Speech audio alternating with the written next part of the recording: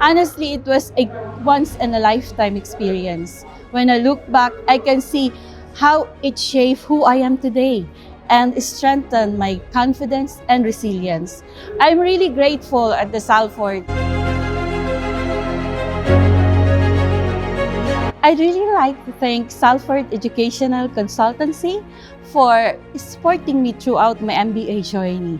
This experience truly showed me that age doesn't limit the desire to keep on learning.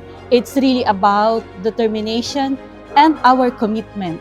Through Salford, I was able to complete my MBA with Plymouth Marjan University in England, UK.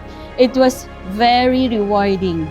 And it definitely wasn't easy. There were many sleepless nights trying to finish assignments on time while balancing my works and my personal responsibilities. Honestly, it was a once-in-a-lifetime experience. When I look back, I can see how it shaped who I am today and strengthened my confidence and resilience.